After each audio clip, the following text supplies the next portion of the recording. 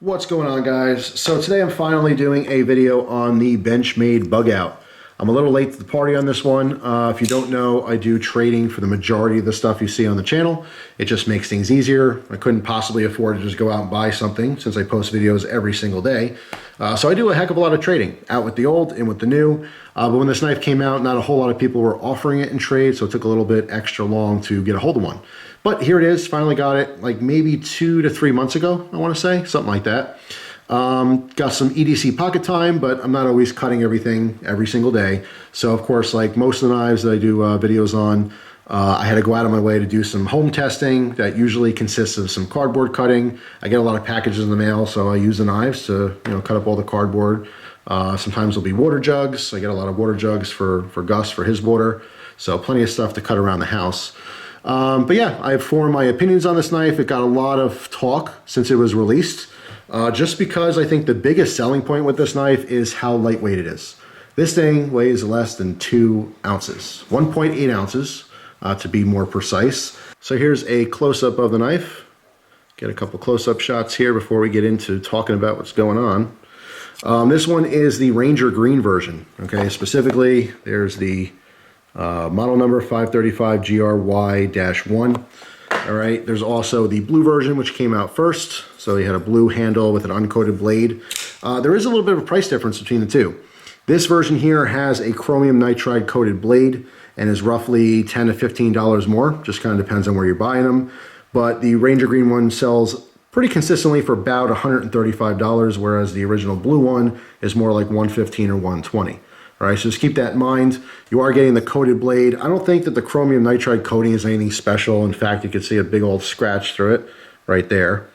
It doesn't have like, extra special protection powers or anything like that. It doesn't stand out to me as being anything, worth paying extra for. I'll say that. It is coated, obviously, if you live in an environment where you have a lot of saltwater air, if you're by the coast, if you live in a really humid environment, if you have issues in general with knives rusting, yeah, maybe that appeals to you a little bit more. But I've never had any personal issues with S30V rusting. That's what the blade is on this, as well as the other blue version of it. So, more or less, you're paying extra for this this look, to have this Ranger Green. That's just my opinion on it.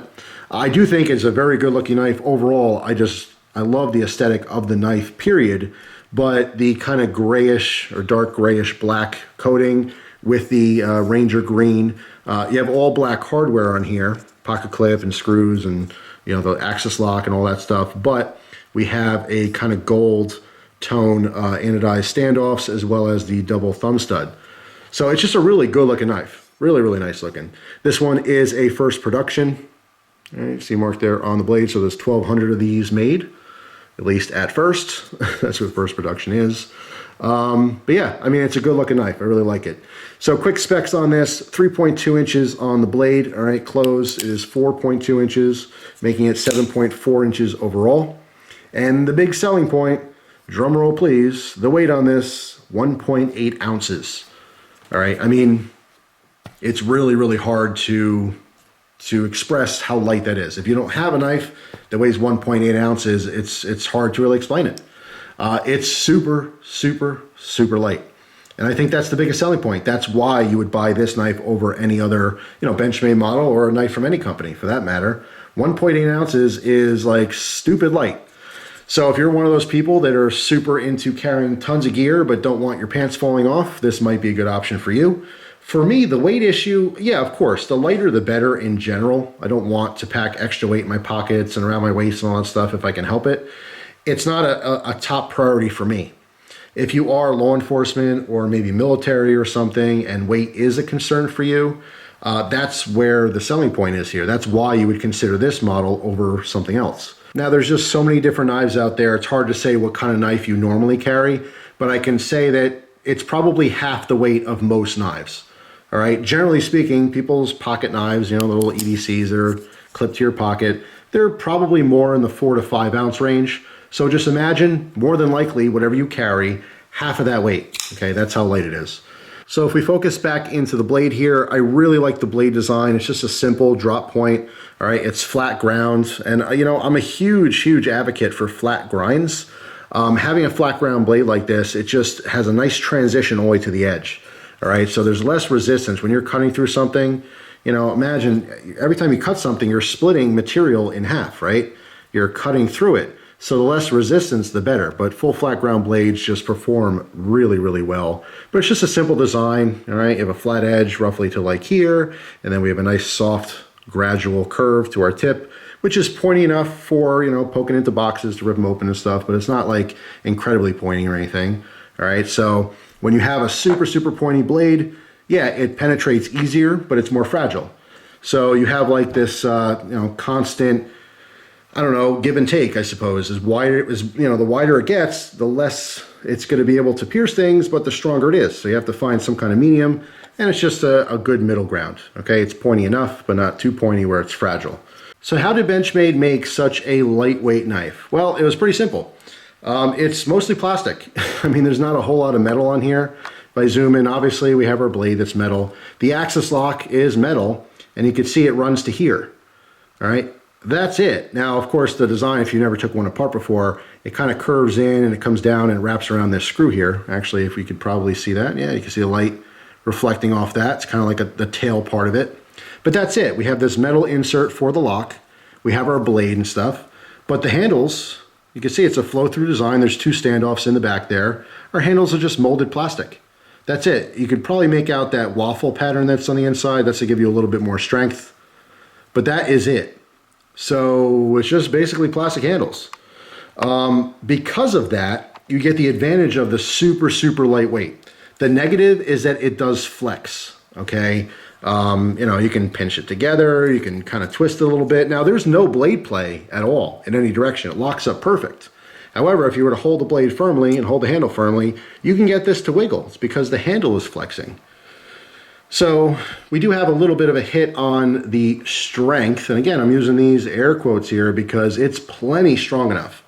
All right, I'm telling you, 99% of you out there are not going to break this. Even if you want to use it a little bit harder, I have full confidence in this knife and not breaking. Now, of course, everything does have its breaking point. All right, so you can break it if you're trying to break it. But if you're just using it like any other knife, there's a really, really good chance you will never have any issues whatsoever. As far as like the ergonomics, you can see it's a very simple design. All right, so it's going to fit in a lot of people's hands. There's nothing weird or funky about it. The texturing on the outside of the handles is totally fine. It's just a checker pattern. It's a very light texturing. In other words, it's not super aggressive, and it's so smooth, the plastic, that even like with wet hands, it's not facilitating a lot of grip. It's a lot of look. You know, it looks like it might be grippy, but it really isn't grippy. It's fairly smooth. The only thing I would say is that the inside of the handle, the channels here, is kind of a 90-degree cut. So it's a little bit sharp, you know. In some cases, most of the time I don't feel it, but some cases if the tip of my finger is kind of rubbing there, I can feel that it's a little bit of a sharp edge, but it's really not that big of a deal at all. There is a little jimping on the back here. It's kind of integrated into that axis lock, okay, insert. But again, not super grippy. It's not grabbing the thumb or anything like that. It's quite smooth.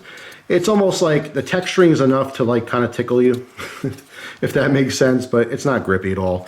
Not a problem for me, but again, if you're one of those people that are just looking into, you know, getting a knife that's just going to grab onto the skin like sandpaper, this is certainly not the one. I do love the aesthetics. I love the way this looks, this Ranger green one. It's a really, really cool green. The coating on there, the chromium nitride coating is kind of a grayish black. All right, all black hardware, but we have the gold, you know, double thumb stud, the ambidextrous, which it is an ambidextrous knife specifically because it has the axis lock, so it is truly lefty friendly. And if you look at the pocket clip here, which we'll get to in a second, it is also swappable. So it is a true ambidextrous knife, which is very nice. I do talk to lots of lefties out there that are always looking for a good EDC knife. This might be a good option for you. But yeah, I like the gold double thumb studs and the standoffs, kind of a gold anodized color. Just overall looks really nice. It's a very good looking knife. But yeah, let's go back to that pocket clip. The pocket clip is a totally different design from what you're normally seeing at Benchmade. You can see it is a deep conceal clip. Again, it's swappable to the left side carry. As you could tell, it is only available in a tip up, which is totally fine because there's, you know, not a lot of tip down people out there. But it's super short. And I really do like the design a lot. I mean, I like it because it's different. I like things that are different, you know, outside the box kind of a thing. It would have been very easy for Benchmade to just throw on one of their normal clips, but they didn't. They did a specific clip for this knife, which is cool.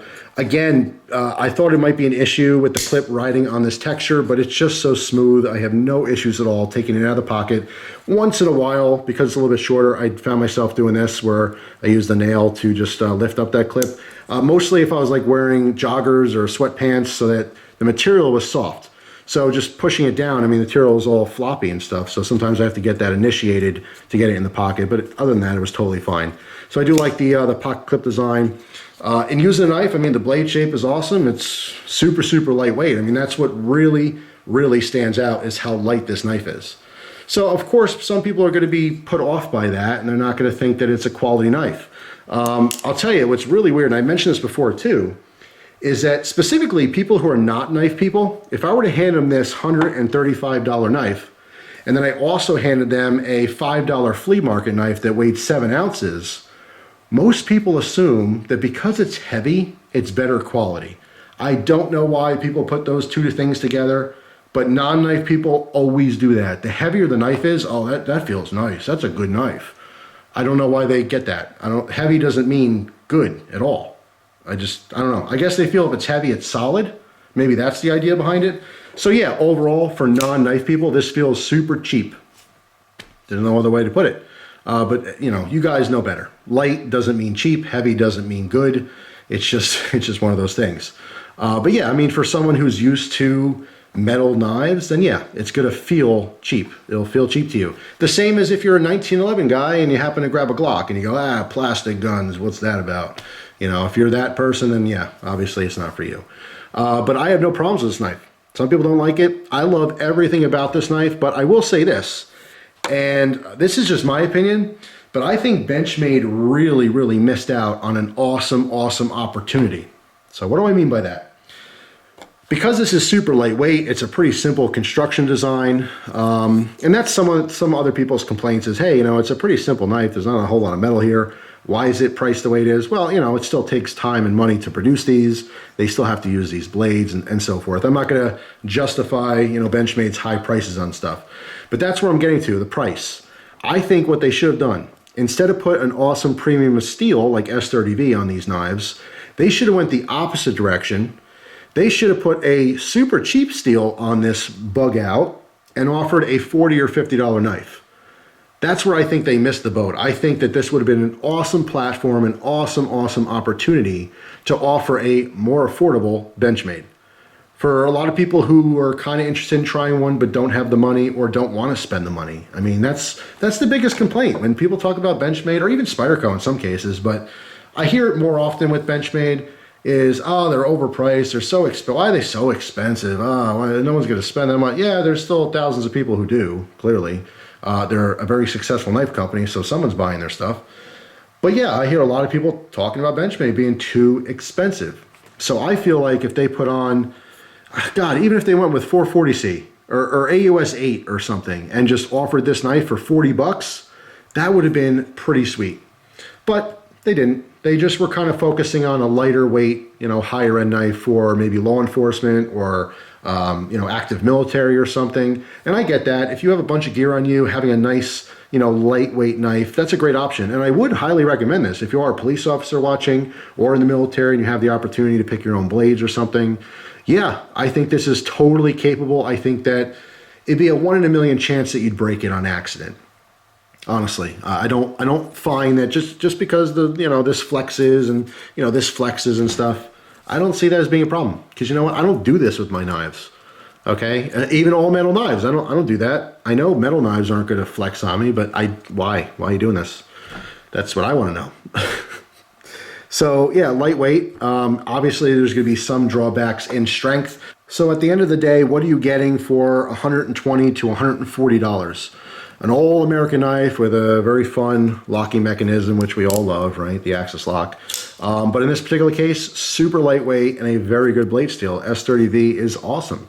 So it's going to stay nice and sharp for a long time. It's going to be super, super lightweight. And those are basically why you'd get this particular knife over any other model out there.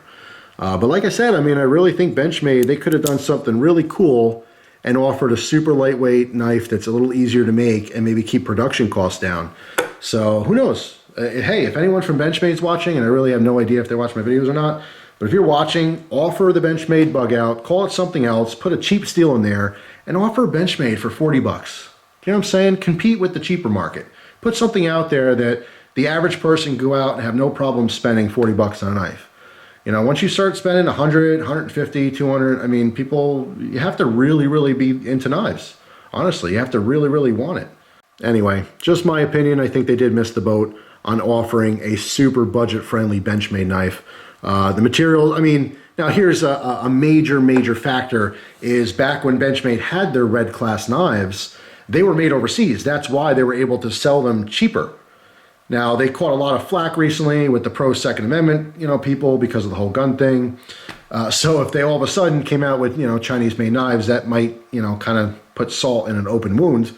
Don't really know. But hey, I mean, if Benchmade could put out an all-American-made knife for 50 bucks, I don't really care what kind of blade steel is on there. Honestly, I mean, hey, if it gets dull, sharpen it.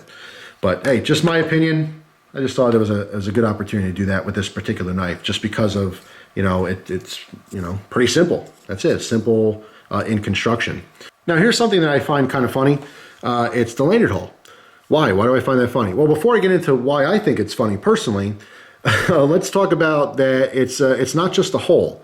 I will give Benchmade a lot of credit for that. They actually incorporated some kind of design for the lanyard hole, which is really nice. I mean, drilling a simple hole, that's simple. It's easy, everyone does it. Sometimes they'll integrate it, you know, into the backspacer or something. That's pretty nice. I like that it's different, and it is huge. You could put like a, you know, a huge piece of cordage through there if you wanted to. But here's why it's funny to me. Why is there a lanyard hole on the knife that's super lightweight? What's the point? Now, if you go back to the idea of being a good, you know, law enforcement or military knife, fine. Then I totally get it, because some of those guys, they might actually have some kind of tether system to keep their gear on their vest. That makes total sense.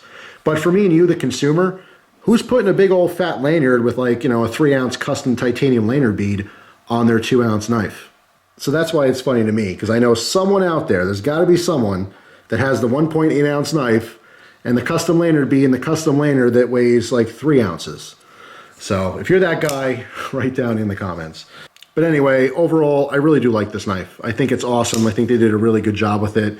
Besides my idea that they could have made it super, super cheap, that's a whole different direction it could have went, but they didn't. They used a premium steel and they made a very nice lightweight option.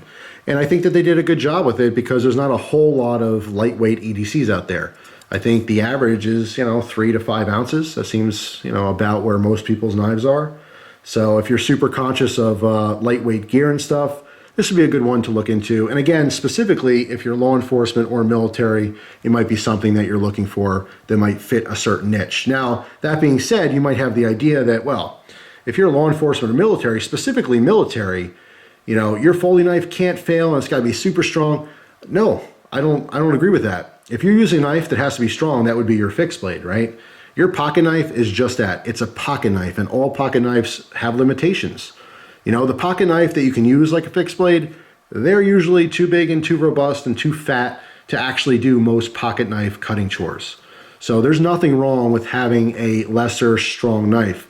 The knife industry for a long time went to thicker and thicker and more robust pocket knives. People wanted their pocket knives to just be tanks. And honestly, it's just unnecessary. It's really cool to have a super thick, you know, huge titanium frame lock knife with, you know, a 1/2-inch stock for the blade. And, you know, that's awesome and everything. And you could throw it down the road, nothing's going to happen to it. But when it comes down to actually cutting something, wouldn't it be nice to have just a nice lightweight knife with a really sharp edge, a really lean grind? I mean, that's what this is offering. I would definitely recommend this knife for people who do mention weight. Occasionally someone will ask me for recommendations, you know, hey, I'm looking for this type of knife, what do you suggest? And the first thing I do is I ask them what they prioritize. You know, are you looking for a specific type of lock? Are you looking for a specific type of blade shape? Like, narrow it down. There's a million knives out there. What are you looking for? Well, if they say something light, this would be a huge consideration. Overall, I do think this is a fantastic pocket knife, but that's the key term, pocket knife. I think some people's expectations of what a pocket knife should do is just a little bit too high, and those people would probably be more happy with a fixed blade.